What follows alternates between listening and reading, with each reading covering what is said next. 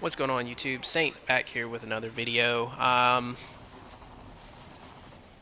For starters, this is probably going to be a bit of a longer video just because I'm going to be talking about this particular match in a nutshell and my overall experience of the Apex ranked scene. For starters, no beef with any of the two individuals that I got paired with. Um, Nothing against them personally or anything. Uh, but this match was very frustrating to play, and I don't consider gold to be a challenging rank in any capacity. But when you have teammates like this, they make it so much harder than it needs to be. But again, that's not me, throwing shade at these players. I'm gonna try and block their names out, so just out of respect for the players themselves. But overall, they made this experience so much more frustrating than it needed to be. So I'm going to go ahead and cut forward, and just as the clips are playing out, I'm going to explain, what I've got going on in my head and what I'm seeing. All right, so here we are, our first engagement. After about 2.5 minutes of being in the area behind us, looting, they finally move forward. Valkyrie pinged an enemy. I knocked an enemy with her in joint attempt, and of course, naturally, I pushed forward. Now, this is where I noticed that I was probably going to have a not ideal pair of teammates, because where we did get that knock from a distance, I expected them to be able to play the revive, and we would just get a re-knock on the players, and we would still maintain advantage. However, one of my teammates never moved, and the other one, where they did move, they weren't looking for the remaining teammates. Turns out they actually didn't play revive here. You'll see in a moment. I'm going to get the second knock, and the third player is just kind of around somewhere. This is where I knew I was going to have a problem with this team. As a whole, in most all of the ranked plays that I've played over all of these seasons, usually when you get an advantage like that, you apply pressure. Even if you have to say, like, hey, this isn't working, we're going to back off a little bit, you typically apply pressure. This happens across all of the ranks that I've participated in at a higher rank, and that I've seen others at a higher rank play in. They apply pressure. It may not be a full-on commit to a hard push, but they apply additional pressure, because if you can come out with an additional knock or two, or even the wipe, you're setting yourself up nicely. This is what I was expecting, and my teammates didn't protect.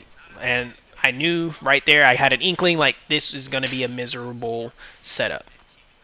So here again, my teammates are just kind of vibing out. I pinged that I did hear audio. My Vantage will ping at some point that she's keeping an eye out on this area, so on and so forth. And we're gonna push into the next fight. All right, so starting our second and final fight of the match. Again, I wait patiently, get a cheeky knock here, and I'm trying to get Thirst, because I know they could definitely play the revive and still get out of the storm. Luckily, the enemy Mirage helps me out by playing that revive while I'm clearly watching and shooting, so easy knock. Now, I did hit this Mirage with that snipe as well, so I know he's injured coming out of this storm. In my mind, once again, we should be applying more pressure. So you see, I'm about to try and pop ult. I realized I don't have the range that I want. Even though it does have extended range, I just want it to get a little closer so it could actually, work as intended. So I throw an ult, I'm applying pressure, and my teammates are still just sitting. I don't overextend here by any means. I'm not going in hard.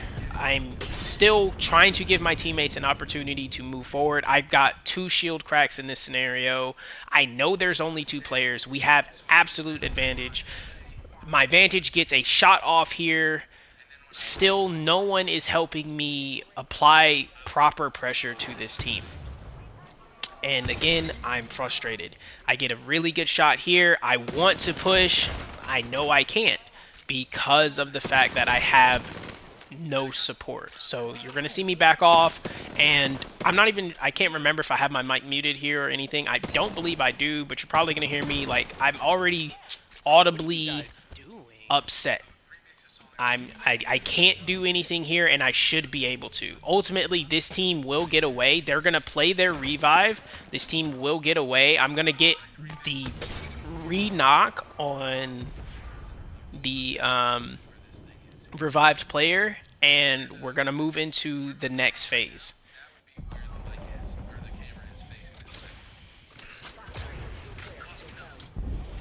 It's a 3v2 and you guys are just sitting around, bro.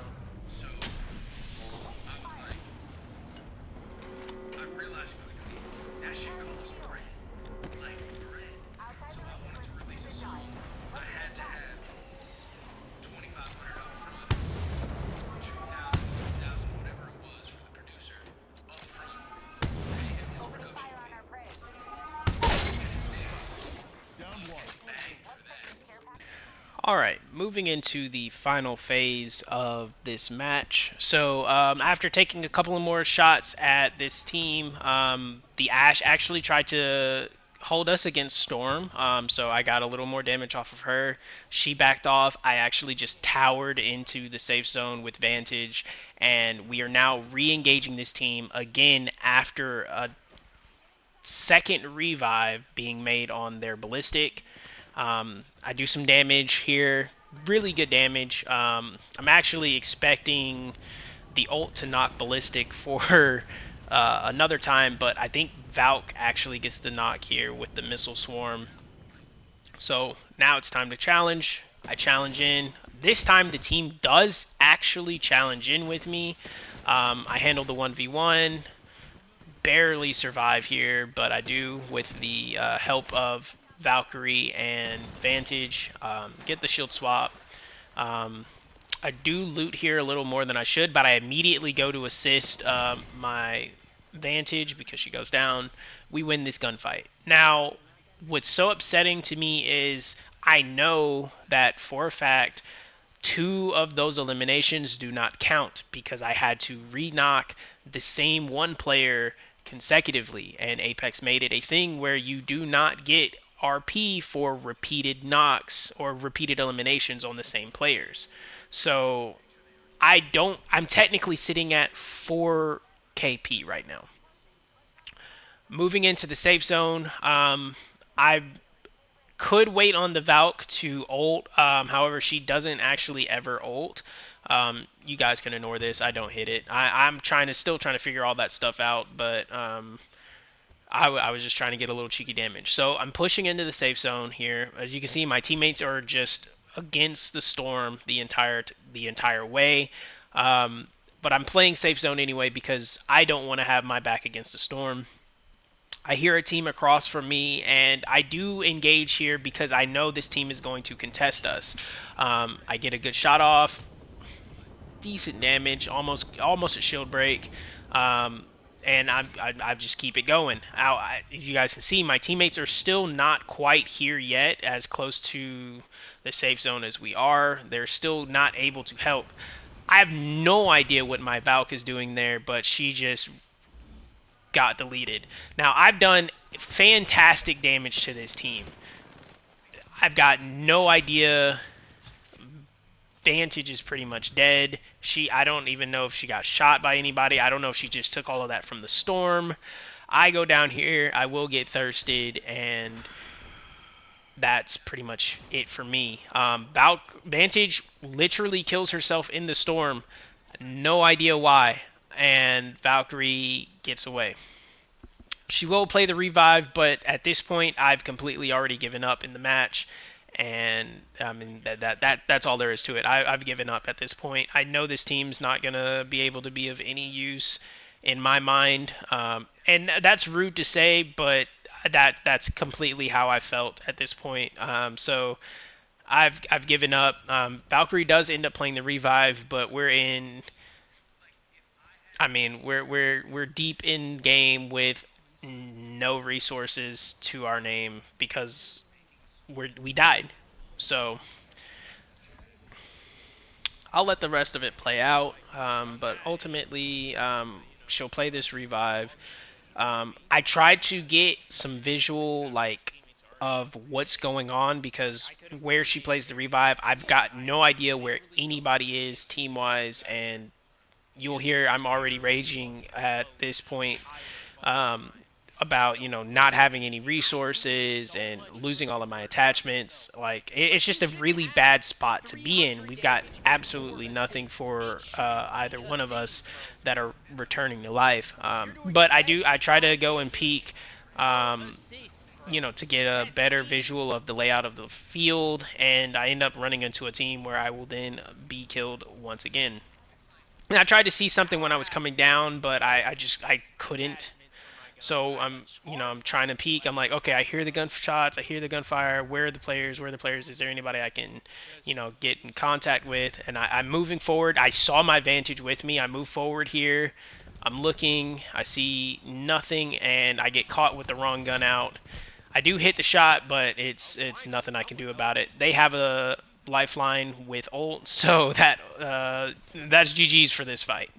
Um, there's nothing we can do. We actually get pushed from a second team behind as well, which I believe is a solo lifeline because when I got up, I do bubble, but I know the gunfight's over with. They've got an Ashe, they've got full HP and shield. We're surrounded by both ends. It's game. But yeah, I think this is a solo lifeline here, coming in strong. But of course, I mean, she's outgunned. But yeah, at this point, I'm probably full tilt, upset about the way this match has played out. And I honestly feel like it's justified that I feel this way. Because as far as I'm concerned, I'm watching these other teams fight, and they are clearly more competent than my team as a whole. And I'm not just saying the individual randoms that I got paired with. My team just was incompetent as a whole. Our coordination sucked. Our everything was just terrible. And for someone who's pushing into plat, as far as all of us are, it's frustrating that it looks like we're still supposed to be in bronze and silver. And that's the team that we got paired with, or that I got paired with, because I'm trying to maintain a semblance of coherent understanding of how the game is supposed to be played. Despite how I felt about my teammates, I did try to stick with the team. I tried my best not to throw to any capacity, but my teammates just don't seem to have actually wanted any part of the core of Apex Legends, and that is the combat. um, I wasn't trying to push every single fight that I heard. I wasn't trying to force my team's hand to any capacity. I stuck with them. I didn't overextend. And ultimately, I took a bigger L in the end. Obviously, they take an L too, but I mean, as far as they're concerned, they're probably happy with the way it turned out. They made it to what, top five.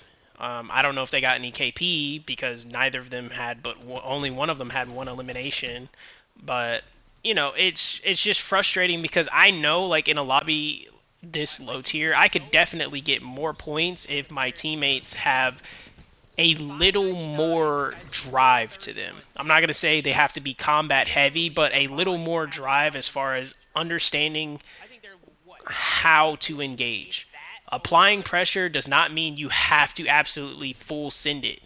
Applying pressure could be getting angles. I had two characters who could get to rooftops or move to different angles very easily, and none of that happened. They did maintain distance and they did maintain height in the initial gunfight, but they didn't apply enough pressure at all for us to even eliminate the team that was already at a severe disadvantage. And it's just incredibly frustrating. So this was my solo experience. Um, Again, I'm doing all of this to help Kari, because Kari said that he would like to go ahead and hit rank for the next split, which is in, I believe, 4 days, 4 or 5 days from now. Um, of course, I believe we can do it, if I'm, playing with him. But as far as getting better, or improving my own skill in the meantime, it's just not. It's not doable with randoms. It's really not.